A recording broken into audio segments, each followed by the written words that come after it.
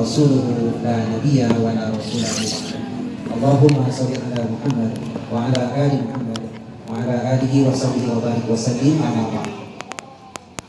قال الله سبحانه وتعالى في كتابه الكريم أعوذ بالله من الشيطان الرجيم بسم الله الرحمن الرحيم يا أيها الذين آمنوا كتب عليكم الصيام كما كتب على الذين من قبلكم لعلكم تتقون.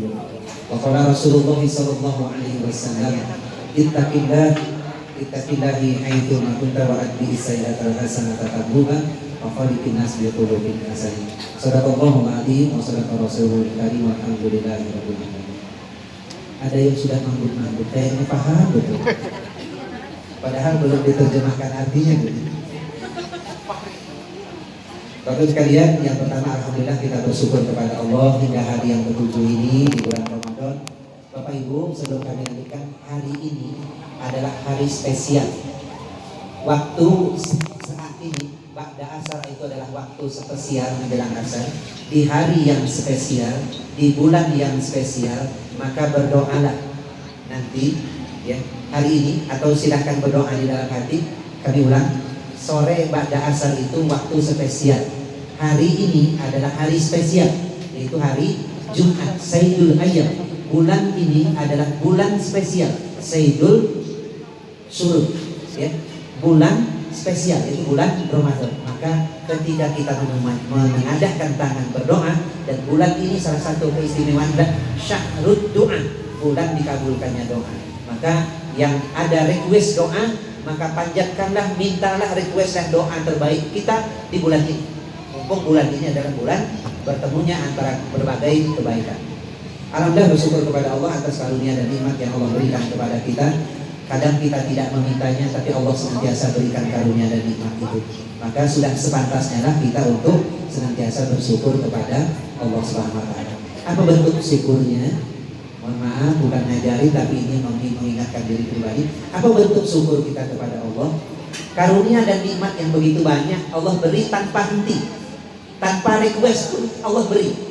Maka wujud syukur kita adalah kita berusaha menjadikan karunia dan nikmat yang Allah berikan kepada kita, kita jadikan jalan untuk mempermudah kita untuk taat, untuk beribadah, untuk mendekatkan diri kepada Allah Subhanahu wa taala.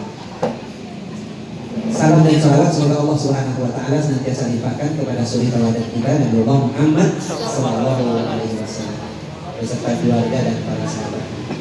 Ibu MC atau Bu Kepala Sekolah, berapa waktu kami diberi? Bu Sukma Elia, berapa Bu? 7 menit? 10 menit, ya, baik. 20 juga boleh. 30 nggak apa-apa. Kayaknya berat kalau 30. Sudah di penghujung, agak seret-seret gitu ya. Sudah membutuhkan asupan air gitu ya. Bapak sekalian yang insyaallah dirahmati oleh Allah, karena ini bulan Ramadan. Kalau ini mau santai, apa yang serius tapi penuh dengan maknanya, apa yang santai bawa ketawa-ketawa dan canda. Silakan pilih gitu. Apa yang serius, pulang kita ada yang dibawa. Yang mana Bu? Yang mana Bapak Ibu? Jadi maksud kami, jangan hanya mohon maaf Bu, jangan hanya sekedar tausiah ini pelekat acara, gitu. Bukan kami ingin didengar apa yang kami sampaikan, enggak. Tapi karena kita silaturahim dalam rangka iftar jama'i, ada suatu nuansa religi. Emang ini kegiatan religi, tapi nuansa iman yang kita dapatkan. Gitu. Oke, baik, lanjut. Nah, sekarang nggak perlu lama-lama Bu. Nanti kalau udah ada yang itu langsung wassalam nanti. Berarti sudah nggak nyaman lagi. Lanjut ya, Bapak sekalian. Kami tadi sebenarnya sudah mau menyampaikan materi agak. Kami kan terbiasa runut gitu ya. Runut menyampaikan, ingin kami sampaikan satu, kayaknya lama banget kan? Memaknai puasa dengan keimanan, memaknai puasa Ramadan dengan keimanan. Yang kedua, menjadikan puasa Ramadan sebagai jalan menuju takwa. Walaupun tidak. Yang ketiga, ciri-ciri orang bertakwa. Nah, kalau ini dibahas 1 jam, 3 jam, nggak cukup gitu. Ayo sekalian, kami satu ayat yang kami baca di awal tadi aja. Ibu mohon disimak ya. Nih Allah berfirman gini. Walladzi anzala sakinata fi qulubil mu'minin liyazdadu imana ma'a imanihim. Nanti kita kaitkan dengan Ramadan. Di ayat ini ya, surat ke-47 ya, surat 48 ayat yang keempat, Allah berfirman, "Walladzi anzala sakinata fi qulubil mu'minin." Dialah Allah yang menghadirkan, yang menurunkan, yang menganugerahkan as-sakinah, ketenangan, ketentraman, kedamaian, kebahagiaan di hati orang-orang beriman. Ini yang mbak-mbak yang belum jadi ibu rumah tangga, coba perhatikan ayat ini. Mudah-mudahan ya Allah segera lancarkan jodohnya. Ya, pasca Ramadan ini Allah pertemukan dengan calon pendamping hidupnya yang soleh, insya Allah. Di ayat ini Allah mengatakan apa? Dialah Allah yang menganugerahkan ketenangan di hati orang-orang yang beriman. Berarti apa? Ketenangan di hati itu, kedamaian di jiwa itu, ketentraman di batin ini, kebahagiaan di dalam dada itu datangnya, sumbernya dari Allah Subhanahu wa Ta'ala, bukan dari yang lain. Oke. Jadi serius banget tadinya ya. Nah, Allah jawab, benar. Kalau ini bahasanya boleh kami sambil berdiri ya. Nah, di ayat ini Allah semacam mengatakan seperti ini. Kalau tadi kan bahasa agak enaknya, tapi bahasa vulgarnya gini. Hei hamba-hambaku. Allah seolah-olah mengatakan gitu. Hei hamba-hambaku, akulah sang pemilik ketenangan itu. Darikulah sumber ketenangan itu. Maka dan ini Allah memproklamirkan seperti itu. Tapi Allah tidak hanya mengatakan aku pemilik ketenangan, dariku sumber ketenangan di hatimu itu. Tapi juga Allah kasih jalannya. Gimana cara mengaksesnya? Allah sang pemilik ketenangan, hati kita yang butuh ketenangan. Dan Allah mengatakan, akulah sang pemilik ketenangan di hatimu itu. Nah, terus gimana cara mengaksesnya? Gimana cara menurunkannya? Allah jawab dalam surat 13 ayat yang ke-28. Alladzina amanu wa tatma'innu qulubuhum bi dzikrillah. Adapun orang-orang beriman itu, hati mereka akan menjadi tenang dengan mengingat Allah. Betul nggak Bu? Saya tanya, orang yang jarang mengingat Allah, jarang menghubungkan dirinya dengan Allah, jarang mendekatkan diri kepada Allah, jarang beribadah kepada Allah, tingkat kegelisahannya lebih nggak? Lebih gelisah, lebih cemas, lebih cepat khawatir, lebih cepat emosi. Karena dia jauh dari Allah. Hatinya yang butuh ketenangan tidak mendekatkan diri kepada sumber ketenangan. Nah, Allah jawab di surat ini, orang-orang yang beriman itu hati mereka akan menjadi tenang dengan mengingat Allah. Dan berikutnya, Allah lebih tegaskan lagi di setengah ayat berikutnya, ala bizikrillahi tatma'innul qulub, bahwa kata Allah hanya dengan zikrullah, mengingat Allah, beribadah kepada Allah, mendekatkan diri kepada Allah, hati itu akan menjadi tenang. Benar gak Bu? Ini kata Allah lah, bukan Allah. Contoh Bu, kalau kita ini orang yang kaya banget. Kalau untuk ukuran kami ceritakan ini, ada orang berpenghasilan bukan 13 juta sebulan, bukan 130 juta sebulan, tapi penghasilannya 13 miliar per bulan. Semua yang di dunia ini, yang ia butuhkan, yang ia inginkan, jika kebahagiaan itu bisa dibeli dengan uang, maka semua dia bisa datangkan dengan uang.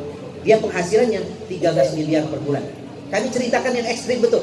Kalau orang mengatakan bahagia itu kalau duit banyak, kalau nanti saya kaya, ini orang penghasilnya 13 miliar, tapi dia mengatakan semua kebahagiaan dunia dia bisa datangkan dengan uangnya. Tetapi apa katanya? Dia tidak bahagia. Dia tidak ada ketenangan dalam hatinya. Dia untuk butuh tidur di malam hari, dia harus mengkonsumsi obat penenang agar dia bisa tidur di malam hari.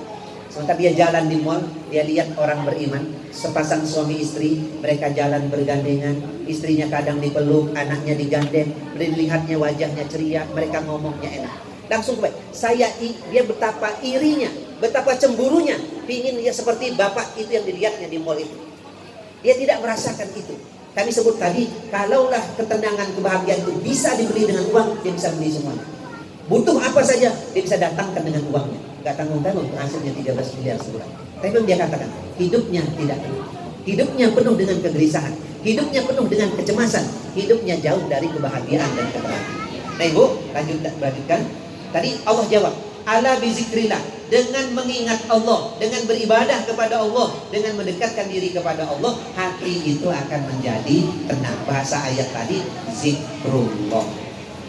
Berapa menit lagi Bu Eli? Masih lanjut Bu? Masih? Belum ada yang ahem ya? Kalau sudah ada yang ahem langsung masuk. Lanjut ya. Oke, ingin berikutnya kami akan jelaskan.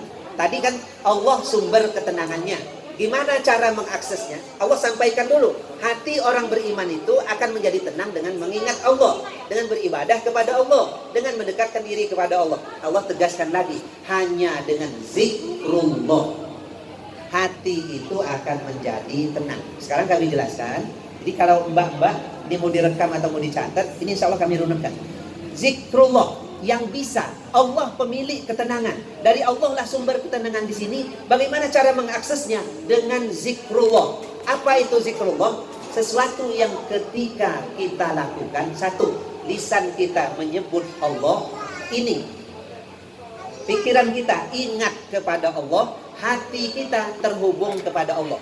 Ini cara mengaksesnya dengan zikrullah. Apa itu zikrullah? Suatu aktivitas yang ketika kita lakukan, nyebut Allah lisannya, ingat Allah pikirannya, terhubung hatinya dengan Allah. Itu namanya zikrullah.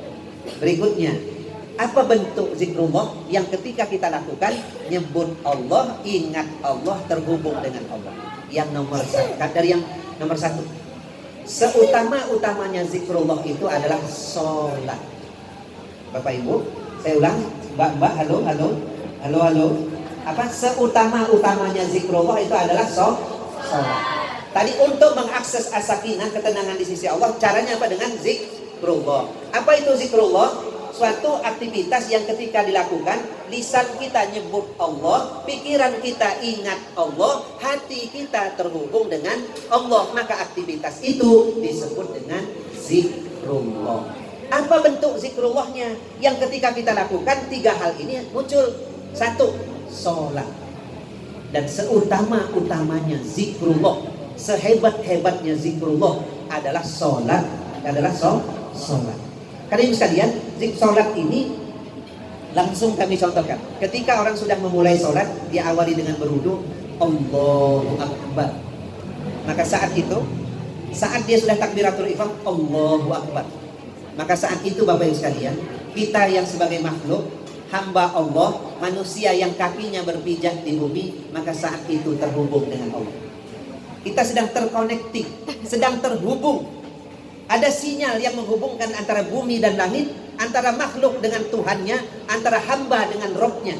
Itulah saat orang takbiratul ihram, Allahu Akbar. Maka saat itu gak kelihatan bahwa saat itu sedang ada sinyal antara bumi dan langit. Kelihatan gak sinyal orang sholat? Enggak. Contoh gini Bu, Ibu semua, anggaplah kita sekarang di Lampung. Kita akan menghubungi saudara kita yang ada di Papua. Kita pencet ini HP, pencet yang tombol hijaunya, klik nomor saudara kita yang ada di Papua. Maka begitu diangkat di sana, maka akan terhubung. Kita bisa ngobrol dengan saudara di Papua. Pertanyaannya, sinyalnya kelihatan nggak? Enggak. Bahkan kita bisa video call dengan saudara kita di Papua. Sinyalnya kelihatan? Tidak. Saat itu kita sedang terhubung dengan Papua. Bahkan kita bisa video call.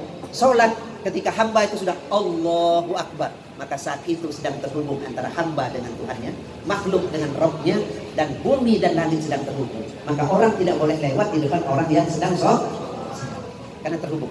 Bukankah saat sholat, ketika sebelum sholat, nah kami sebut, ini loh, geser dikit.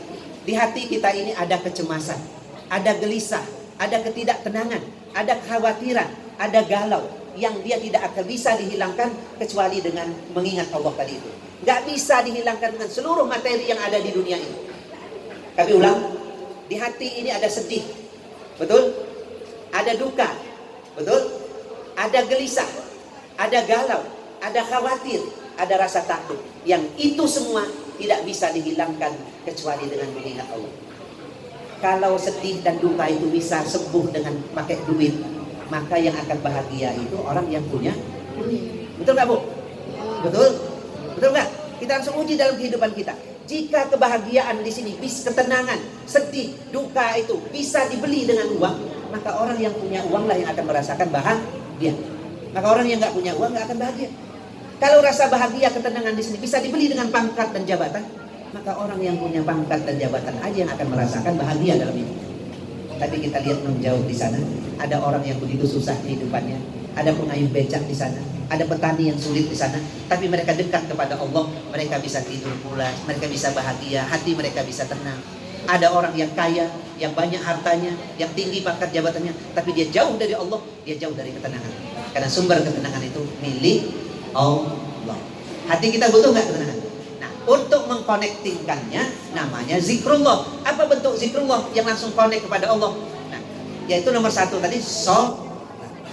Ibu, boleh jadi sebelum sholat orang itu gelisah, cemas, sedih, galau.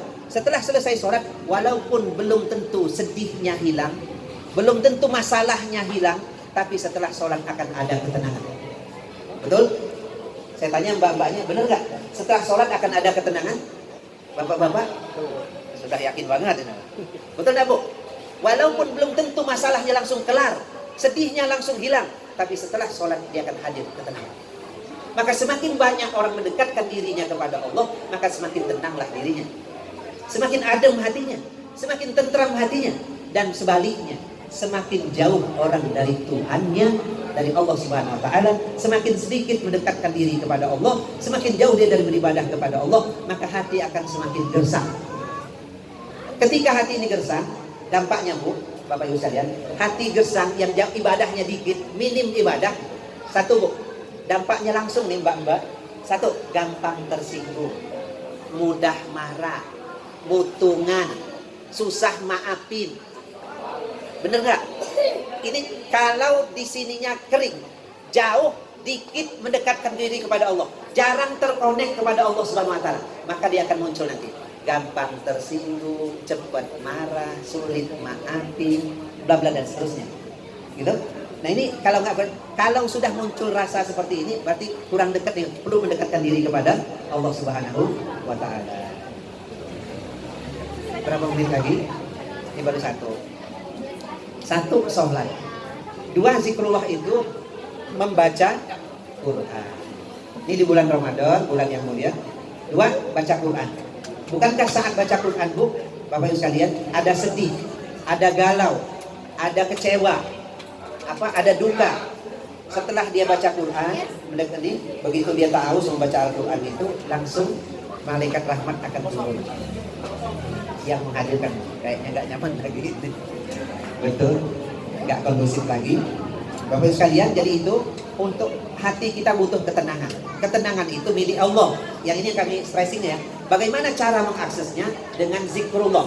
Apa itu zikrullah? Aktivitas yang ketika kita lakukan, lisan kita nyebut Allah, pikiran kita terhubung ingat Allah, hati kita terhubung kepada Allah. Maka semakin banyak orang mengkonektingkan dirinya, menyambungkan dirinya dengan Tuhannya, maka akan semakin banyak. Nah, di bulan Ramadan ini peluang terbesar kita untuk mendekat kepada Allah, menjaga lisan, menjaga pembicaraan, menjaga pandangan, menahan marah. Kita isi hari-harinya dengan baca Quran. Kita isi malam-malamnya, jangankan dia wajib, yang sunnah tarawih kita kerjakan. Kita bangun di sahur, kita baca lagi Al-Quran dan seterusnya. Nah, kita berinfak di bulan ini, kita bersedekah. Itu semua amalan-amalan yang akan mendekatkan kita kepada Allah Subhanahu wa Ta'ala. Yang itu menjadi sarana mengakses sumber ketenangan itu. Demikian barangkali Bapak Ibu sekalian yang insyaallah dirahmati oleh Allah yang dapat kami sampaikan. Nah, Ramadan ini Allah sediakan bagi kita untuk kita supaya bisa lebih dekat kepada Allah. Kalau di luar bulan yang lain itu biasa balasannya, tapi di bulan ini Allah balas kebaikan itu dengan luar biasa. Masih cukup lama ini waktu maghribnya. Ya, kami cukupkan. Ya. Ini semua yang hadir di sini dari ini semua terus semuanya. Oh gitu. Yang sini aja. 2 ini aja. Yang itu berapa ya? Iya, kalau ini ya. Ya kan ini sedikit banyak mengganggu yang lainnya gitu. Baik sekalian. Enggak juga ya. Lanjut apa gimana? Kalau mau diisi sesi diskusi juga boleh, karena ini menyampaikan satu arah kayaknya agak hidangan sudah ada di depannya gitu ya, obrolan sudah dan seterusnya ya. Kita memang butuh dengan hal yang seperti ini, tapi juga dengan suasana dan kondisi yang lebih kondusif gitu. Jadi tadi mudah-mudahan bisa diingat ya Bu ya. Satu, Allah menegaskan bahwa akulah sang pemilik ketenangan itu. Dari Allah lah sumber ketenangan itu. Bagaimana cara mengaksesnya? Dengan mengingat Allah. Apa bentuk mengingat Allahnya itu? Zikrullah itu suatu aktivitas yang kita lakukan. Lisan kita menyebut Allah, pikiran kita ingat kepada Allah, hati kita terhubung kepada Allah. Itu zikrullah. Bentuknya sholat, baca Quran, berzikir, berdoa. Nih yang kita lakukan sore hari ini, berpuasa. Berpuasa kita terkonek nggak dengan Allah? Terkonek nggak? Jadi terhubung nggak? Terhubung. Coba ini di rumah kita misalnya. Kalau saya gini deh, air mineral yang di dalam botol di rumah kita, di dalam kamar bisa kita kunci, istri nggak tahu, suami nggak tahu. Kenapa kita nggak minum? Sebenarnya bukan karena saya puasa, karena Allah tahu kalau saya minum. Bukan cuma alasannya karena batal puasa saya, bukan. Betul nggak Bu? Karena Allah lihat, karena Allah tahu, karena Allah saksikan. Jika saya minum, istri saya nggak lihat, suami saya nggak lihat, anak saya nggak lihat, ayah saya nggak, tapi saya tidak lakukan. Kenapa? Karena Allah Maha melihat. Ini puasa ini sarana kita terhubung dengan Allah Subhanahu wa Ta'ala. Demikian barangkali ya yang dapat kami sampaikan. Ya silakan nanti kalau ada kalau sesinya diskusi lebih fokus yang kepada yang bertanya sebenarnya. Dia tanya, kita jawab, masuk.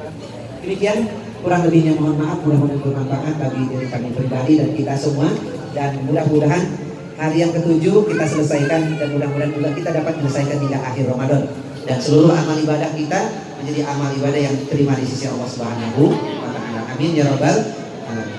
Demikian kurang lebihnya mohon maaf. Billahi taufiq wal hidayah. Wassalamualaikum warahmatullahi wabarakatuh.